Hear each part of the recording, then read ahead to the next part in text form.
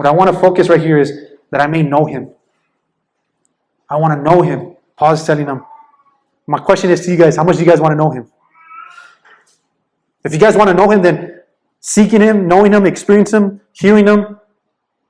Because if you seek him, you're going to hear him. If you seek him, you're going to experience him. If you seek him, you know what I mean? They're all in unity. But it all starts with wanting and seeking. And then right here it says, and the power of his resurrection. What does that even mean? Do you know what that means? The power of his resurrection. There was power that raised him from the dead. And Paul's saying, I want to experience that. But how do you experience that if you're not seeking him?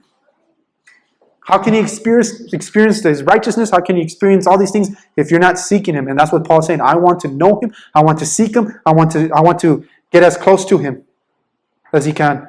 Man, Paul left everything. You look at the story of Paul, the history of the church. Paul left everything. And what did he do?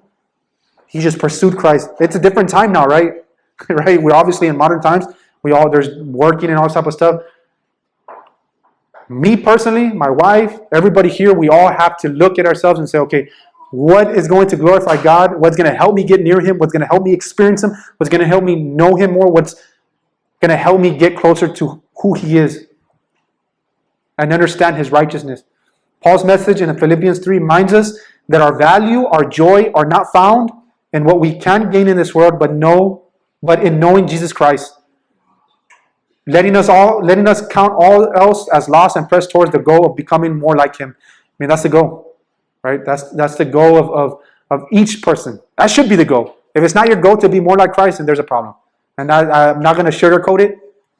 If each of us is not trying to be more like Christ, because we are going to be the bearers of Christ, we're going to be transformed. You look at Philippians, you look at Ephesians, you look at Thessalonians. Paul continuously talks about by the inspiration of the Spirit of the Holy Ghost that we're going to be like the image of Christ. We're going to look like the image of Christ. We're going to have a new body like Christ. So if we're not seeking after Christ, then there's a problem. And that's an internal conviction for each one of you guys, right? And a conviction for myself, right? I want to be more like Christ. Do you want to be more like Christ? Don't rely on your flesh. Rely on who God is. Rely on who God is, okay?